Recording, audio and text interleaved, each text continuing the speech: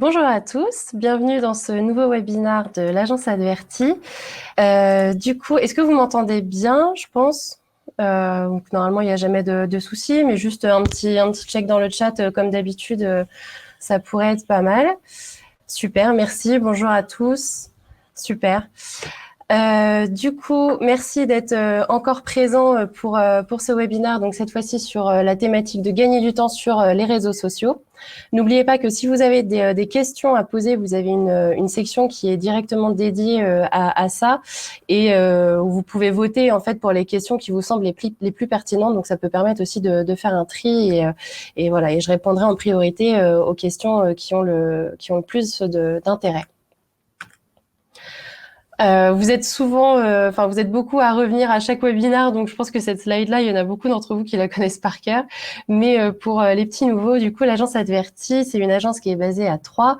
On est une agence de communication web, donc on s'occupe de tout ce qui est création de sites internet, gestion des réseaux sociaux, création de campagnes mailing, campagnes publicitaires, etc. Vraiment tout ce qui touche au web, voilà, on peut s'en occuper. Au niveau des typologies de clients, on a aussi bien des petites entreprises, des startups que des grands comptes. Donc voilà, c'est très vaste et à chaque fois, on s'adapte à tous les budgets et on propose les actions qui correspondent aux besoins des clients et de leurs moyens aussi financiers. Au sommaire aujourd'hui, du coup, on va voir donc comment on peut gagner du temps sur les réseaux sociaux parce que c'est quelque chose qui peut être très chronophage et à aujourd'hui, on sait très bien que c'est un moyen de communication et de développer son activité qui est très important. Donc, on va essayer de voir comment optimiser le temps à passer sur tout ça. On va voir donc pour ça trois grandes thématiques. La première, ça va être l'importance du calendrier de publication. Vous en avez peut-être déjà entendu parler, mais c'est quelque chose où en général les gens n'ont pas forcément la méthodologie pour créer ce type de calendrier. Donc du coup, ils en font pas. Donc je vais vous montrer comment en créer un, pourquoi en créer un aussi. On va parler aussi des templates visuels. On va parler de l'importance de programmer vos publications à l'avance, de tout l'entretien aussi de votre relation avec la communauté et les personnes qui vous suivent sur vos différents réseaux. Et enfin, on verra aussi comment automatiser vos statistiques parce que ça vous permettra d'avoir une analyse plus poussée et vraiment assez intéressante en fait pour voir s'il y a des choses à optimiser sur vos publications futures et produire ainsi du contenu de meilleure qualité. Vous verrez qu'à travers ces différentes thématiques, à chaque fois, j'ai listé pas mal d'outils parce que gagner du temps sur les réseaux aussi, ça passe aussi par l'utilisation de plusieurs outils. Surtout aujourd'hui, il en existe vraiment beaucoup qui sont très pertinents. Il faut savoir faire un peu le tri aussi parce que il y a tellement d'offres justement que des fois c'est un peu compliqué de s'y retrouver. Donc à chaque fois, je vous ai listé plusieurs outils, ceux qui ont des offres gratuites, ceux qui ont des offres payantes, les bases de tarification, etc. Donc voilà, comme ça vous aurez vraiment un petit répertoire de tout ce qui est de tout ce qui est possible de faire avec les outils les plus connus et ceux que nous aussi on utilise à l'agence et qui sont vraiment indispensables pour nous au quotidien. Alors, donc, tout d'abord, comment et pourquoi créer un calendrier de publication? On va commencer avec le pourquoi, pour trois grandes raisons. Pour tenir votre ligne éditoriale, je vous rappelle que quand vous vous lancez sur les réseaux sociaux, il faut en amont déterminer une ligne éditoriale, donc c'est-à-dire bien fixer la tonalité que vous allez employer sur chaque réseau. Vous n'allez pas forcément employer la même tonalité, par exemple, sur LinkedIn que sur Instagram ou TikTok ou Facebook. Donc ça, il faut vraiment bien le déterminer en amont. La ligne éditoriale va aussi vous permettre de déterminer le rythme de publication, quelle thématique vous voulez aborder, etc. Donc vraiment, avoir un calendrier, ça va permettre d'avoir une vue vraiment sur le contenu que vous produisez et savoir si vous êtes bien raccord avec cette ligne éditoriale-là. Ça va vous permettre également de varier les thèmes que vous allez aborder. On y reviendra après, mais le mieux, c'est d'avoir des thématiques en fait récurrentes. Et donc, en variant les thèmes, forcément, vous allez éviter de lasser votre communauté parce que si vous revenez toujours sur les mêmes sujets, au bout d'un moment, ça va, enfin voilà, l'intérêt des gens va se perdre et c'est pas le but. Et la troisième grande raison, c'est aussi d'avoir une vision sur le long terme. Pour voir si à un moment donné, vous n'allez pas manquer de contenu tout simplement.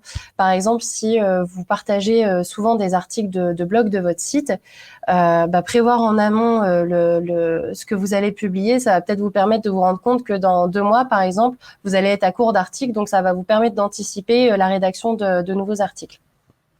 Voilà, donc ça va vraiment être les 3 grandes raisons pour lesquelles il faut créer un calendrier de publication. Maintenant, comment? Donc, je le disais juste avant, en fixant des thématiques récurrentes. Par exemple, selon les secteurs, il y a toujours des contenus qui reviennent régulièrement. Par exemple, pour un restaurant, on va avoir très souvent des thématiques avec présentation des plats, présentation de l'équipe, les avis clients. Tout ça, ça va être ce qu'on appelle du contenu froid, c'est-à-dire que c'est du contenu qui est valable aujourd'hui, qui le sera encore dans 6 mois et qui l'était déjà il y a 3 mois. Vraiment, c'est du contenu qui est figé entre guillemets et qui peut vraiment être publié de façon récurrente sans souci. Vous pouvez aussi prévoir donc le calendrier sur la durée qui vous arrange. Donc vous pouvez programmer 1 mois à l'avance, 3 mois, 6 mois, ça dépend vraiment de votre planning, mais aussi du rythme de publication que vous avez fixé. Par exemple, si vous avez fixé de publier une fois toutes les 2 semaines sur les réseaux, vous allez plus facilement pouvoir programmer sur 6 mois, parce que voilà, ça fait pas beaucoup de publications en soi. Par contre, si vous faites 2 publications par semaine, ça risque peut-être d'être compliqué de tout programmer, de tout prévoir 6 mois à l'avance. Donc ça, c'est vraiment vous qui voyez comment ça vous arrange et comment l'organisation que vous préférez. Vous pouvez également donc utiliser certains outils. Alors il y a effectivement Excel. Vous pouvez tout à fait faire un tableau Excel avec la date de votre publication, la thématique abordée, le visuel, savoir si c'est une photo, une vidéo. Enfin voilà, vraiment segmenter colonne par colonne dans un Excel. Mais aujourd'hui, il y a quand même des outils qui sont beaucoup plus optimisés, plus pratiques, plus graphiques aussi. Donc notamment Trello, Notion, Asana, enfin il y en a vraiment beaucoup. Je vais vous en présenter certains juste après. Et donc ça va vraiment vous aider à avoir une vision très claire et assez organisée des publications futures. 2 choses à avoir en tête. La première, c'est que programmer à l'avance ne vous empêchera pas d'improviser certaines publications selon votre actualité. Là, c'est du contenu chaud. Donc, contenu froid, c'est du contenu qui est valable tout le temps. Contenu chaud, ça va être des informations plus ponctuelles, plus spontanées. Exemple, si je garde l'idée du restaurant, vous organisez une soirée à thème, vous avez un événement particulier, vous allez pouvoir faire une publication un peu à l'improviste au milieu de celle qui était déjà prévue. Et donc, ça viendra juste faire du contenu supplémentaire et c'est très bien. Vous avez vraiment votre contenu froid qui permet d'avoir une base et d'avoir vraiment une présence très régulière. Et le contenu chaud, c'est ce qui va venir un petit peu sera ici et là et varier encore plus le contenu que vous allez produire. La deuxième chose à avoir en tête, c'est que chaque réseau social a ses codes. Donc, vous l'avez sûrement vu, quand vous êtes sur Instagram, par exemple, vous pouvez publier automatiquement la même chose sur Facebook. Ça, c'est bien si vraiment vous avez vraiment pas beaucoup de temps, ou alors si vraiment vos connaissances sur les réseaux sociaux sont assez limitées, parce que voilà, au moins ça vous fait une présence sur les 2 plateformes en même temps, donc c'est mieux que rien. Mais dans l'idéal, chaque réseau a ses codes, donc vous pouvez partager la même information sur l'un et l'autre, mais en adaptant quand même certains éléments.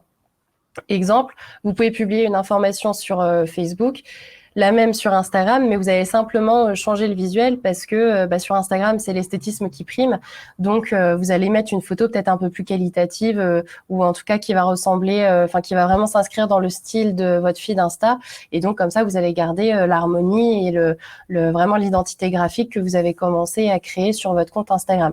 Donc voilà, vous avez la même base, mais juste à chaque fois, il faut adapter. Ça, c'est quelque chose que certains ont tendance à pas mal oublier. C'est vraiment chaque réseau a ses codes, a ses façons de faire, ses tournures de publication, ses visuels. Donc voilà, si vous voulez vraiment produire du contenu qualitatif et qui va avoir un bon impact auprès de votre communauté, faut l'adapter. Faut l'adapter. Donc concrètement, à quoi ça ressemble? Donc nous, à l'agence, on utilise Asana, la formule professionnelle d'Asana. Donc ça, c'est un exemple de calendrier de publication pour l'un de mes clients. Donc on peut voir que j'ai fait en grande catégorie donc Facebook et après j'ai redécomposé mois par mois, donc un jalon pour avril, un jalon pour le mois de mai, et à chaque fois donc chaque tâche ça correspond à une publication, donc je mets la date, le thème de la publication, enfin le thème très très précis, et ensuite vous avez des libellés là, donc toutes les comment les petites les petits libellés en couleur qu'on peut voir, c'est les thématiques récurrentes qu'on va avoir. Donc j'ai préenregistré dans le calendrier de publication, et donc c'est un menu déroulant. À chaque fois, je choisis quelle thématique aborder sur la tâche en question. Donc là, au moins, avec les couleurs, on voit, c'est très visuel. Et si une tâche, si une thématique revient très régulièrement, trop régulièrement, on va tout de suite le voir.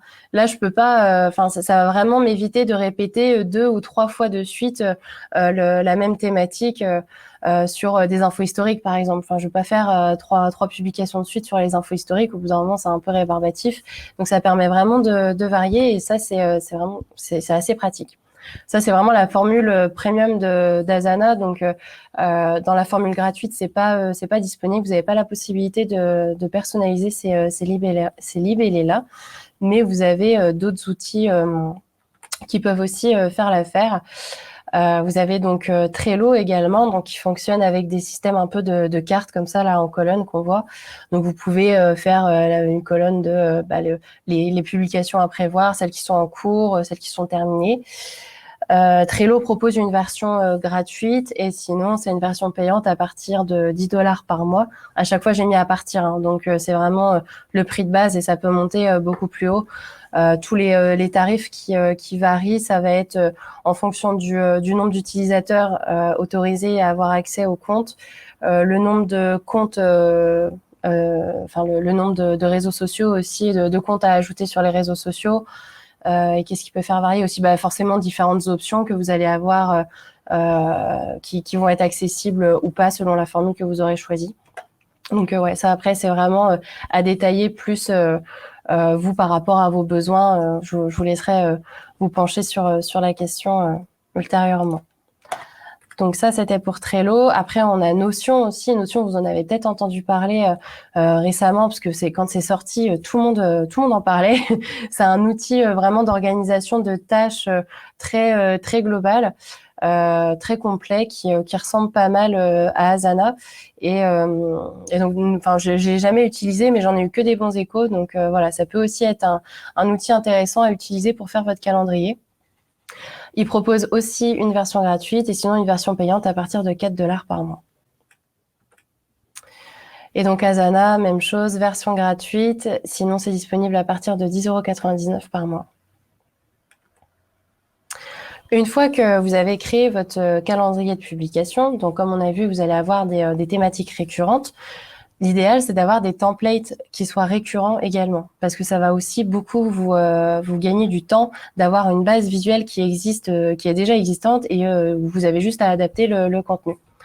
Donc, en vous basant sur ces thématiques-là, vous pourrez alors préparer une base. Par exemple, j'ai mis l'exemple juste après, mais pour les restaurants, il y a souvent la thématique du menu du jour, par exemple, qui revient. Et vous pouvez avoir donc juste le texte sur l'image qui change pas, voilà, menu du jour à emporter ou sur place. Et par contre, la photo en fond, vous aurez juste à l'adapter selon le menu que vous allez mettre en avant chaque jour. Comme ça vous fait une base de visuel qui est déjà là. Vous avez juste à changer la photo, ça prend littéralement 10 secondes, et c'est fini, quoi. Donc ça peut être vraiment très intéressant de prévoir vraiment vos templates. Vous allez y passer du temps au début, le temps de juste de création, quoi. Mais après, ça sera vraiment beaucoup, très confort pour travailler sur les publications récurrentes. Pour faire ces créations-là, vous pouvez utiliser différents outils. Alors, soit vous avez des bases de connaissances en design, et auquel cas vous pouvez vous tourner vers des outils comme Adobe Illustrator ou encore Affinity, ou si vraiment vous y connaissez rien et que vous n'avez pas de compétences techniques, il y a beaucoup d'outils maintenant qui sont à la portée de tout le monde, comme Canva, bien sûr, Trello, qui est le concurrent direct de Canva, Pixelade, etc. Il y en a vraiment beaucoup.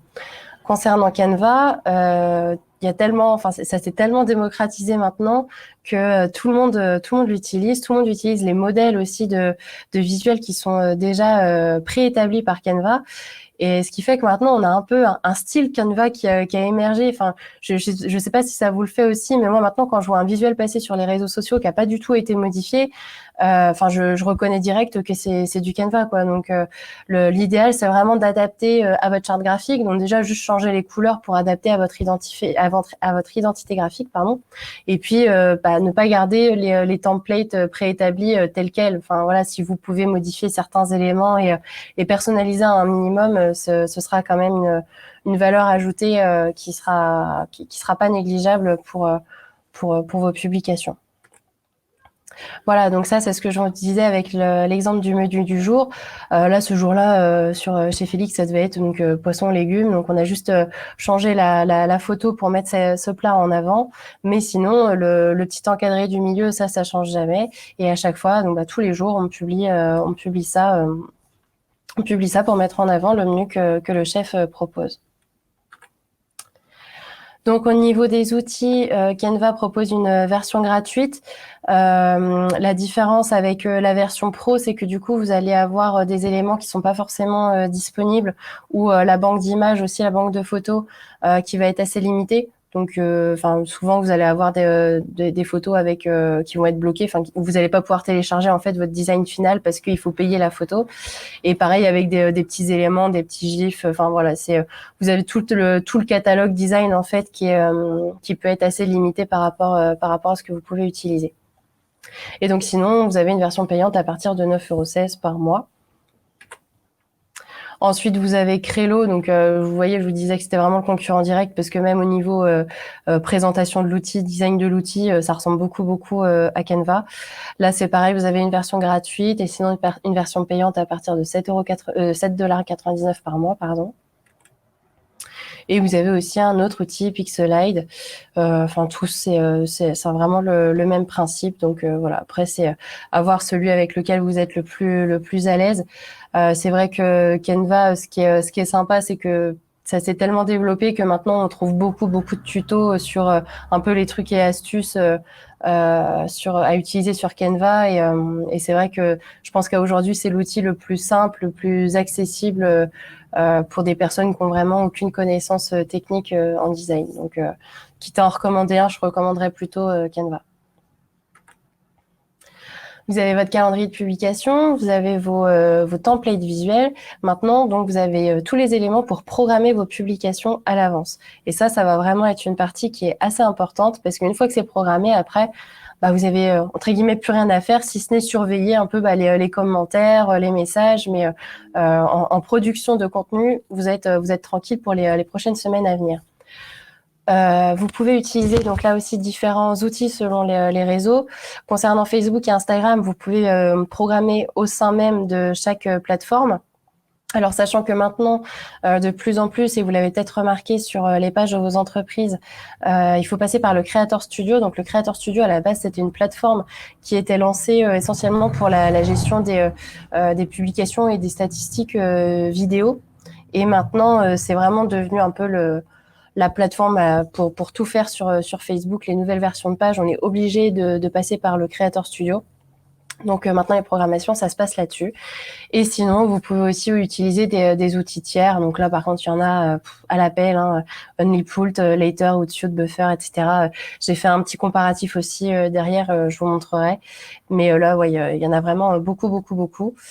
Donc Instagram, c'est la même chose. Pour LinkedIn, on peut pas programmer encore au sein de la plateforme. Donc, il faut obligatoirement passer par un outil tiers. Twitter, maintenant, depuis quelques mois, on peut enfin le faire. Et sinon, ils avaient sorti un outil aussi qui s'appelle TweetDeck, où on peut gérer plusieurs comptes Twitter à la fois et où on peut forcément du coup programmer des tweets comme on veut. Et concernant TikTok, là, on a un petit peu moins de choix, mais on a quand même des outils qui le proposent. Parmi ceux cités précédemment, il y a Later et Onlypult qui donnent la possibilité de programmer sur TikTok. Et sinon, il y a d'autres outils comme Social Pilot, Loomly, etc. La plupart de ces outils-là permettent d'enregistrer les hashtags que vous utilisez le plus souvent. Parce que ça, mine de rien, les hashtags, ça prend du temps de les rechercher, de les taper, enfin voilà, c'est assez chronophage. Sur Facebook, la pertinence des hashtags, enfin, vous l'avez déjà dit au cours de précédents webinaires, c'est assez limité. Enfin voilà, ça n'a jamais vraiment montré une visibilité beaucoup plus importante sur une publication. Par contre, sur Instagram, on sait que oui, là, c'est très très important de mettre des hashtags si vous êtes en compte public.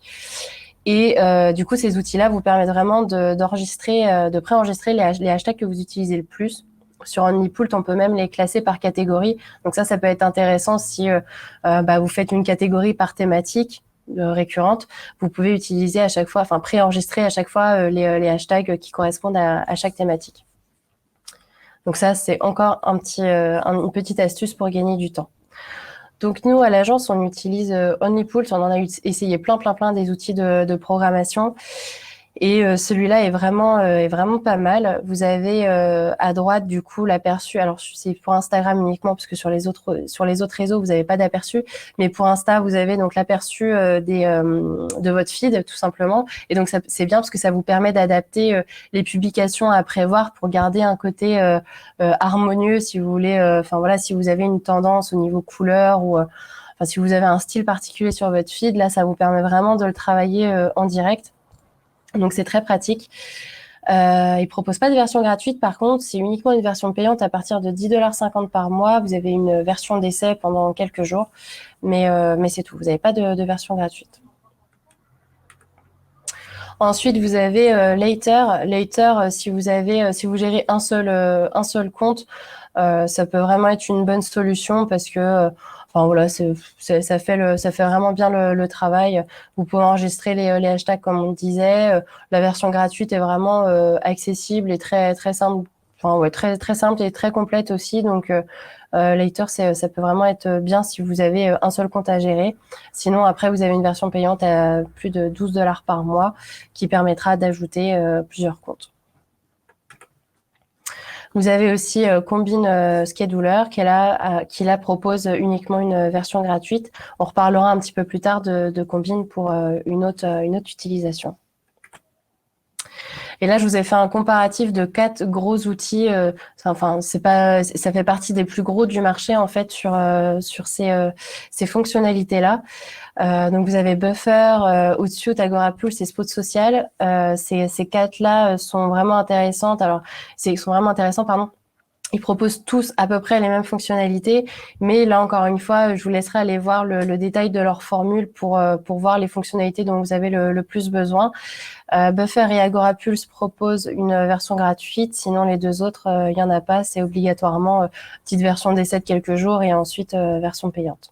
Et donc là, c'est pareil, les formules, ça varie encore une fois selon les options, le nombre de comptes disponibles et le nombre d'utilisateurs aussi du compte, parce que vous pouvez très bien avoir un seul compte à gérer, mais si vous êtes 4 personnes différentes à avoir besoin d'un accès, voilà, la formule du coup sera sûrement différente. Le petit bonus, donc, c'est pour trouver des hashtags qui soient pertinents par rapport à votre contenu. Pareil, vous avez plein de plateformes qui existent. C'est des sites internet libres hein, pour le coup. Enfin, il y en a certains qui proposent des versions pro aussi parce qu'ils proposent des statistiques très poussées pour chaque hashtag, mais c'est pas, enfin, avec des versions gratuites, vous pouvez largement déjà avoir une base convenable de propositions de hashtags. Donc vous avez Hashtagify, Tagboard, Ubersuggest, c'est vraiment 3 parmi plein d'autres. Et donc à chaque fois, voilà, vous tapez un mot-clé par exemple, et il va vous sortir tous les hashtags qui sont liés à ce mot-clé-là, les hashtags les plus pertinents, les plus utilisés. Donc ça vous donne vraiment un champ sémantique assez sympa et ça vous gagne du temps aussi plutôt que d'aller regarder sur Instagram les hashtags qui sont les plus utilisés. Après, vous pouvez, sans passer par ces plateformes-là, regarder les hashtags qui sont utilisés par vos concurrents. Ça peut être aussi une solution, surtout si vous êtes sur des secteurs très spécifiques. Voilà, ça peut être déjà peut-être même plus pertinent de commencer par là, d'aller voir un petit peu ce que vos concurrents font. Et après, d'élargir avec l'utilisation de l'une de ces plateformes.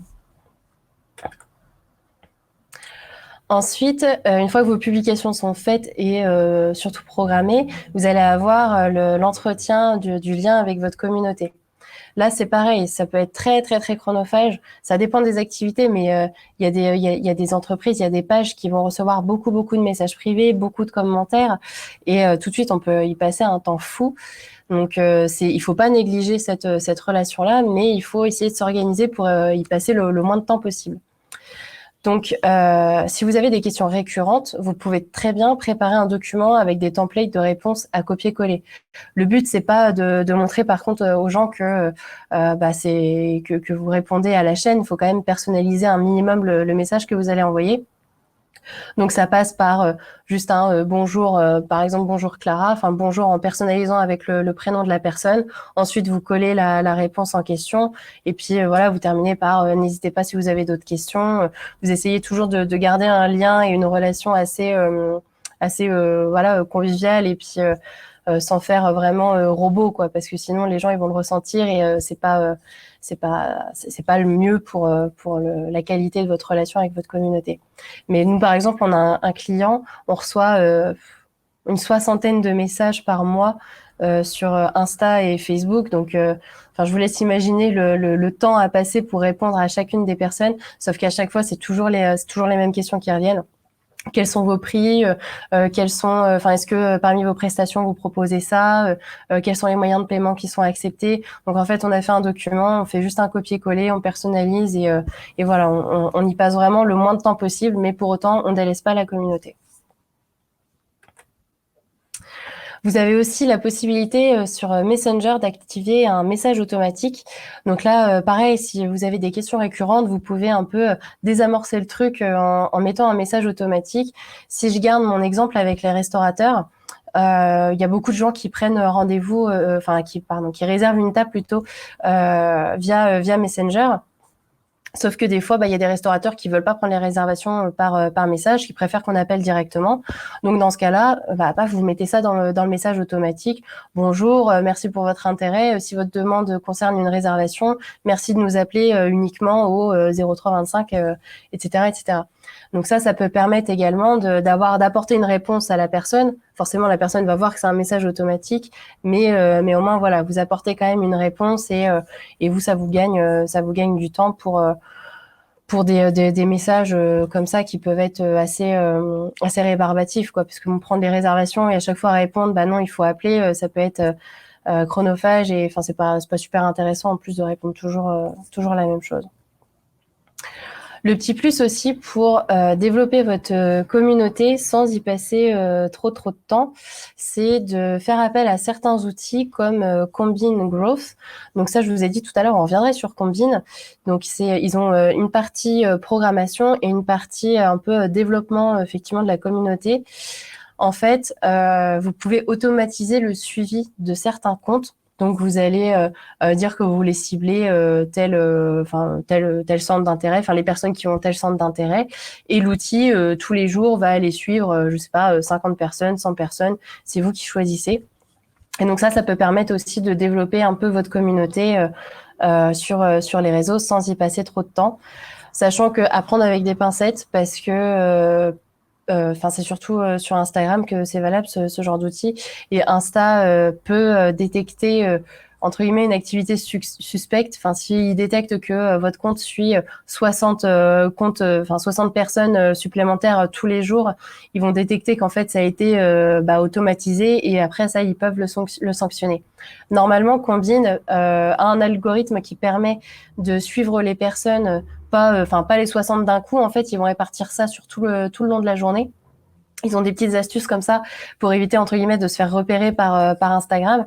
Mais voilà, sachez que ça existe, mais c'est à utiliser vraiment avec précaution. Enfin, là, je vous parle juste pour suivre des comptes, mais ça peut être aussi pour commenter des publications, pour vraiment vous faire connaître auprès de d'autres, de nouvelles personnes sans y consacrer beaucoup de temps. Donc, il y a une version gratuite. La version gratuite, du coup, vous êtes limité sur, par exemple, le nombre de personnes à suivre tous les jours ou le nombre de personnes à contacter tous les jours. Et sinon, vous avez une version payante à partir de 18 € par mois. Enfin, la dernière partie, ça va être sur l'automatisation de vos statistiques. Là, c'est pareil, il y a plusieurs plateformes qui existent pour ça. Alors, c'est un petit peu plus technique que le reste. Mais en gros, pourquoi faire ça? À quoi ça sert d'automatiser ces stats? En fait, ça permet d'avoir une vision sur déjà les publications qui vont fonctionner ou pas, parce que on a forcément du contenu qui va peut-être plus performer qu'un autre, hein. Au début, quand on lance notre page, on teste. Enfin, la communauté est toute nouvelle. On va tester plusieurs contenus et puis voir ce qui suscite plus d'intérêt. Ça peut être des différences au niveau des formats, au niveau des thématiques. Peut-être que vous allez avoir un format visuel qui va marcher plus qu'un autre. Je sais pas, une photo en format carré, elle va mieux marcher qu'une photo en format paysage. Je dis n'importe quoi, mais ça peut être une différence comme ça. Ça peut être aussi une différence au niveau des horaires de publication. Peut-être que si vous publiez le lundi à 19h, ça va mieux marcher que le mercredi à midi, par exemple. Donc ça, c'est vraiment des choses à analyser pour mieux optimiser derrière vos publications futures. Au niveau des horaires de publication, pendant que j'en parle, vous vous demandez peut-être quel est le meilleur horaire à chaque fois pour publier sur les réseaux. Ça, tous les ans, il y a des études qui sortent en disant sur Facebook, c'est tel jour, telle heure, sur Insta, c'est tel jour, telle heure, etc. Sauf que tous les ans, ça change. Et en fait, quand vous appliquez à vos propres pages, vous vous rendez compte que les effets sont pas forcément, enfin, les résultats sont pas forcément très positif. Enfin, ça s'adapte pas à votre communauté. Donc, si vous avez vraiment, si vous partez de rien, vous pouvez vous baser sur ce genre d'études pour déjà tester, se dire voilà, en moyenne, c'est sur Facebook le lundi et le vendredi que ça marche le mieux. Donc, je vais commencer en publiant ces jours-là et puis on verra si ça fonctionne ou pas.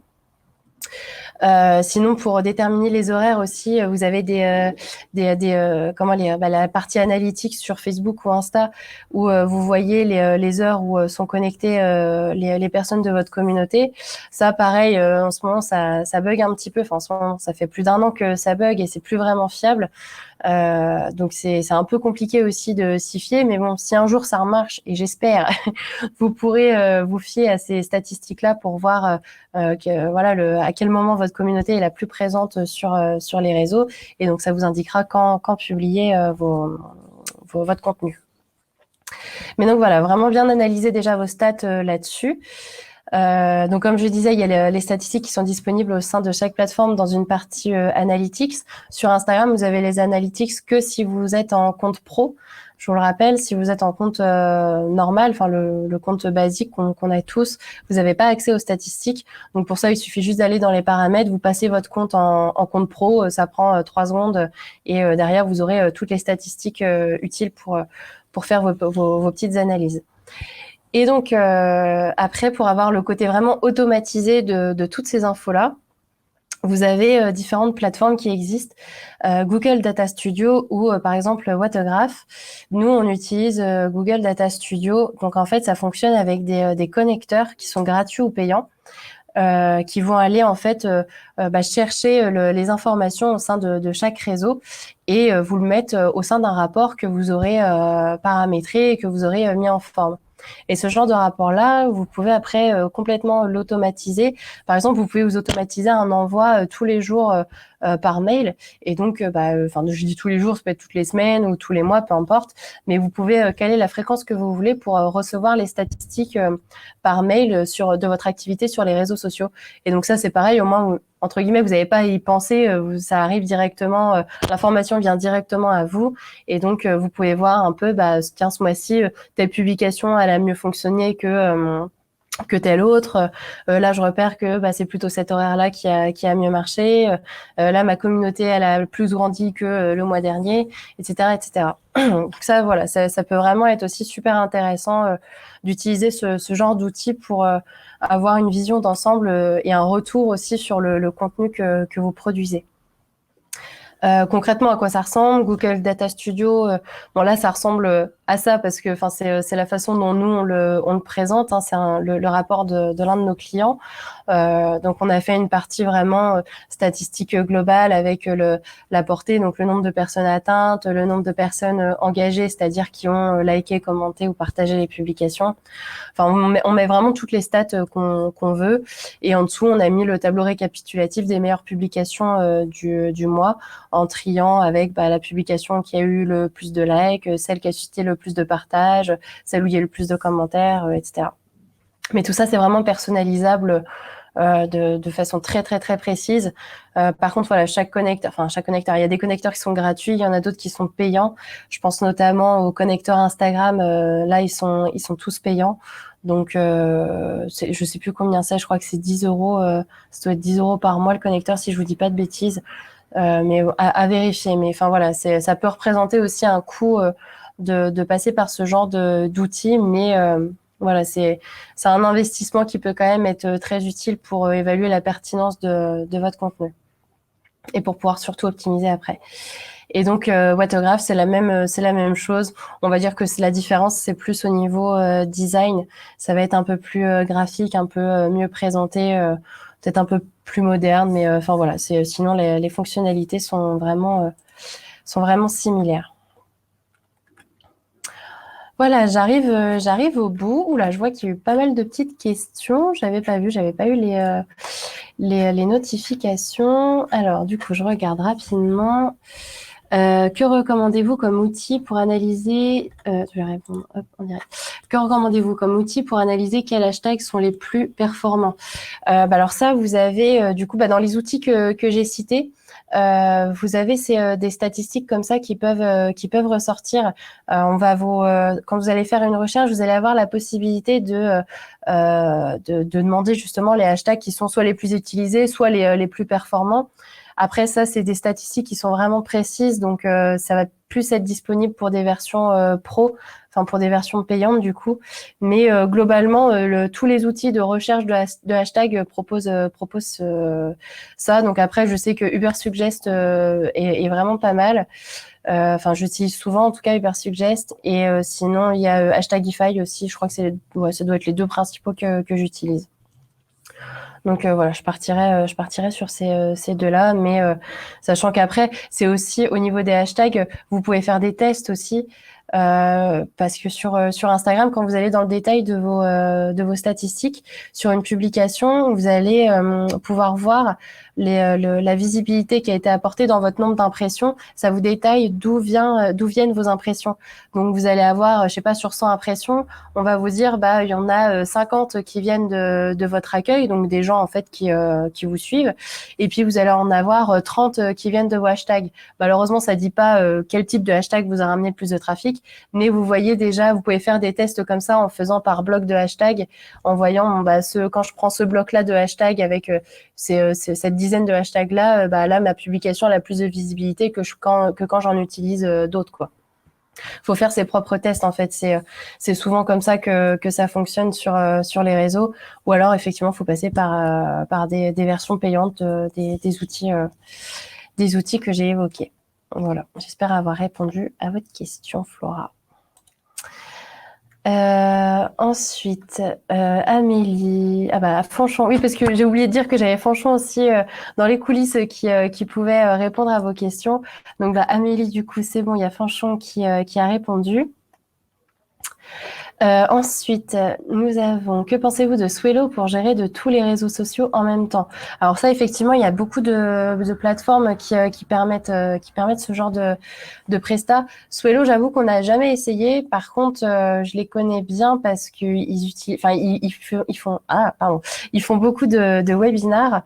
Ils sont assez actifs sur LinkedIn. Ils proposent pas mal de trucs et astuces. Donc, on va dire que l'entreprise en elle-même déjà est cool. Après, au quotidien, sur l'utilisation de l'outil, je préfère pas vous dire de bêtises parce que vraiment, on l'a jamais utilisé.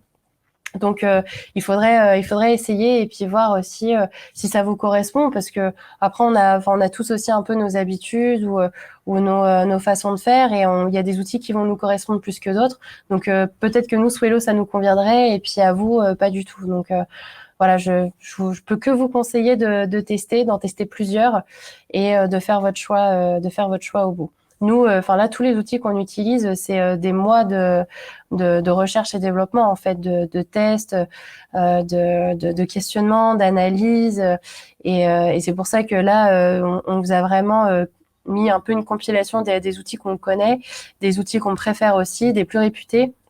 Bien sûr, on les a pas tous essayés dans tous ceux que je vous ai mis là, mais on en a essayé quand même pas mal et voilà, ça vous fait déjà, je pense, une bonne base des outils un peu les plus performants entre guillemets, en tout cas dans ceux qu'on a testés. Donc voilà, je peux que vous conseiller d'essayer. Alors ensuite, Flora, que pensez-vous des réponses en vocal sur Instagram en tant que marque pour échanger avec notre communauté?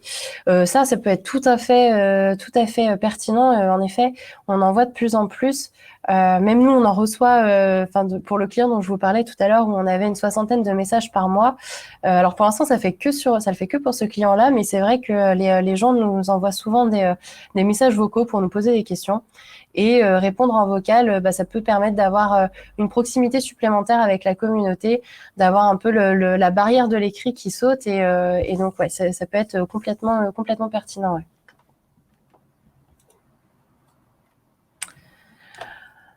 Alors ensuite, j'ai Aurélien qui demande comment contourner les restrictions d'invitation sur Facebook. Alors je suppose que c'est les restrictions d'invitation pour liker les pages, pour inviter à suivre les pages. Je pense que c'est ça la question. Comment contourner ces restrictions-là? Après, ça va être beaucoup de partage. Vous pouvez utiliser votre profil peut-être personnel pour mettre en avant certaines publications de la page. Donc, inviter les gens à suivre la page pour avoir plus de contenu et plus d'actualité. C'est vrai que c'est un problème qu'on voit aussi sur LinkedIn. Sur LinkedIn, il y a beaucoup de restrictions aussi pour inviter les gens à suivre les pages. Et en général, la solution qu'on propose, ça va être de passer par son profil personnel parce que on a souvent plus de visibilité comme ça. Donc voilà, c'est comment contourner, si ce n'est effectivement partager et essayer d'étendre la visibilité avec un réseau, son propre réseau personnel. Voilà, c'est la solution que j'apporterai. J'espère avoir répondu à la question. Alors, ensuite, on a Aurélien. Je vais continuer avec Aurélien. Ne faut-il pas éviter de trop publier sur Facebook?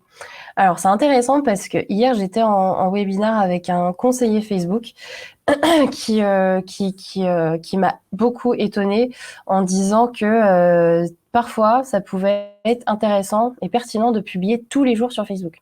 J'étais très très très choquée parce que pour moi, enfin, c'est pas du tout ce qu'il faut faire. Enfin, Facebook, c'est pas du tout le réseau, le réseau à ça. Enfin, il y a tellement de publications, puis il y a de moins en moins de monde aussi sur ce réseau-là. Donc, pour moi, on va vraiment lasser la cible à publier trop régulièrement.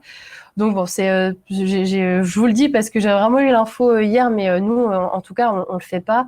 Grand max pour nos clients, on va publier 2 à 3 fois par semaine et c'est tout. Déjà parce que ça prend du temps, de publier régulièrement. Même de 2-3 publications par semaine, il faut déjà prendre le temps, de les travailler. Même s'il y a des publications qui sont récurrentes, il y a quand même des thématiques qui vont demander un peu de travail de recherche. Donc, il faut avoir le temps tout simplement de publier à un rythme soutenu. Mais non, effectivement, moi, je déconseille de publier trop souvent, 2-3 fois grand max. Sinon, après, vous avez, j'allais vous dire, il y a le système des stories, mais les stories vont disparaître dans quelques mois là sur Facebook. Ils vont retirer cette fonctionnalité-là. Parce que sinon, ça permettait d'avoir une activité du coup sur le réseau, mais éphémère. Donc voilà, ça pouvait permettre de compléter un peu les publications en parallèle. Mais voilà, vous pouvez encore le faire à l'heure actuelle, mais ça va bientôt être terminé. Donc non, pas trop de publications récurrentes pour moi sur Facebook. Je réponds aux 3 dernières questions rapidement et après je vais vous laisser là parce qu'on arrive au terme du webinaire. Lorraine qui me dit sur Instagram, que faut-il préférer entre compte pro ou compte créateur? Alors ça va dépendre. Nous, on a vraiment que des comptes pro parce qu'on travaille que pour les entreprises. Donc, en soi, je pense qu'on retrouve vraiment les mêmes statistiques. Hein. Je vous avoue qu'on n'a jamais créé de compte créateur du coup, parce qu'on n'a pas eu l'occasion. Donc, dans les faits, j'ai pas beaucoup de différences à vous apporter à ce niveau-là. À mon avis, enfin ouais, c'est vraiment juste le compte pro. Il y a peut-être, je pense quand même plus de statistiques de disponibles. Après créateur, il y a peut-être aussi des fonctionnalités qui sont mises en avant plus que sur des comptes pro. Je pense par exemple au système de pareil, enfin pas de pareil, oh, comment ça s'appelle, mince, de partenariat avec des marques. Maintenant, quand il y a des sponsorings entre des influenceurs et des marques, on est obligé, enfin les créateurs sont censés être obligés de dire que c'est une publication qui est sponsorisée par une marque. Donc, je pense qu'il y a des fonctionnalités qui sont plus tournées vraiment sponsoring et partenariat avec des marques. Mais sincèrement, voilà, je n'ai pas plus d'infos à ce sujet parce qu'on n'a jamais eu l'occasion d'utiliser ce type de compte. Ensuite, toujours Lorraine, faut-il se limiter sur le nombre de hashtags et est-ce qu'il est préférable de les mettre dans la publication ou en commentaire? Alors oui, sur le nombre de hashtags, il faut se limiter à une dizaine grand maximum, enfin je dis une dizaine, 10 grand max, parce que plus vous allez en mettre, plus ça va perdre en pertinence et donc Instagram va limiter la visibilité de votre publication. Donc vraiment, il faut sélectionner les hashtags les plus pertinents. Dans l'idéal, il faut essayer de les varier aussi d'une publication à une autre, parce que pareil, si c'est trop souvent les mêmes, Instagram peut vous pénaliser pour ça. Et est-ce qu'il est préférable de les mettre en publication ou en commentaire? Sincèrement, ça change pas grand-chose. Enfin, voilà, je sais qu'il y en a certains qui font l'un ou l'autre. Je pense que ceux qui mettent en commentaire, c'est dans un souci plus d'esthétisme entre guillemets de la publication, histoire de pas avoir un bloc de hashtag en fin de texte. Mais voilà, ça change rien en termes de visibilité. Et donc Katia, je crois que c'est un peu la même question. Est-ce que les hashtags doivent être ajoutés dans le premier commentaire du post ou on peut les mettre directement dans le post? Bon, voilà, c'est la même chose. Donc je viens de tout juste d'y répondre. On peut mettre directement dans le post ou en commentaire. Il n'y a pas de problème.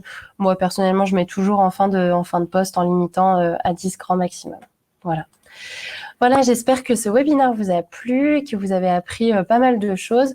Comme toujours, le replay sera disponible dès la fin là, du webinaire. Vous pourrez aussi retrouver le support sur notre site internet prochainement. Donc voilà, si vous avez encore d'autres questions à nous poser, n'hésitez pas à nous envoyer par mail, à nous les envoyer par mail. On y répondra avec plaisir. Et puis voilà, sinon je vous souhaite une bonne fin de journée et puis je vous dis à bientôt. Au revoir.